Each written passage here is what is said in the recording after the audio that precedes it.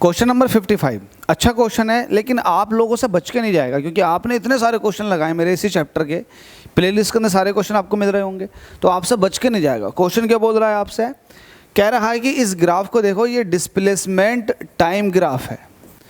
इसमें कुछ आपको ये दे रखा, ओ ए से बी तक गए हो आप, फिर बी से सी तक, फिर सी से डी तक। तो ज़रा इसके बारे में स्टडी करके बताओ कि कौन सा स्टेटमेंट सही है, कौन सा गलत है। तो यहाँ पर पहला, दूसरा, तीन, ये तीन स्टेटमेंट दे रखे हैं। तो पहला वाला स्टेटमेंट देखते हैं। हमसे कह रहा 4 पार्ट ए बी, ए से बी वाले पार्ट के लिए the object move with a uniform velocity. अब देखो ए से बी तक अगर ऑब्जेक्ट जाएगा, देखो टाइम के साथ डिस्प्लेसमेंट बढ़ रहा है, टाइम भी बढ़ रहा है, डिस्प्लेसमेंट भी बढ़ रहा है, टाइम भी बढ़ रहा है, डिस्प्लेसमेंट, टाइम भी बढ़ रहा है, डिस्प्लेसमेंट भी बढ़ रहा है। तो कहीं ना कहीं यूनिफॉर्म, चूंकि स्ट्रेट लाइन है, ना ऊपर को भाग रही ना नीचे को भाग रही, स्ट्रेट लाइन है, तो ये यूनिफॉर्म वेलोसिटी का केस है। किसका है? यूनिफॉर्म वेलोसिटी का। तो यहाँ पर इस पहले पार्ट में ए से बी तक ऑब्जेक्ट सच में यूनिफॉर्म वेलोसिटी से मूव कर रहा है, तो इसका मतलब पहला वाला स्टेटमेंट तो सही है, ये ट्रू है। दूसरे वाले स्टेटमेंट को, इन फर्स्ट 2 सेकेंड, शुरू के 2 सेकेंड ये हुए, it covers a distance of 10 metre, object ने 10 मीटर का डिस्टेंस चला है। अब चूंकि स्ट्रेट लाइन का केस है, दिख रहा होगा, तो डिस्टेंस डिस्प्लेसमेंट सेम होगा। तो आप देखेंगे कि 2 सेकेंड तो ये हुए, 2 सेकेंड में कितना डिस्प्लेसमेंट ट्रैवल किया। तो 2 सेकेंड में देखो आप ग्राफ कहाँ पर है, ग्राफ है यहाँ पर।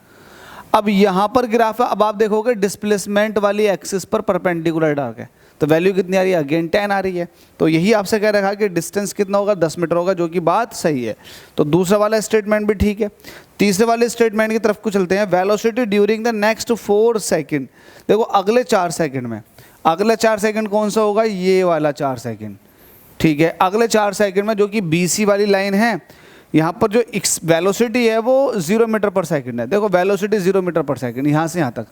अब आपको पता है कि किसी भी तरह का डिस्प्लेसमेंट नहीं हो रहा, ऊपर को नहीं जा रहा ग्राफ। जब ऊपर को ग्राफ नहीं जा रहा तो किसी तरह का डिस्टेंस डिस्प्लेसमेंट हो ही नहीं रहा।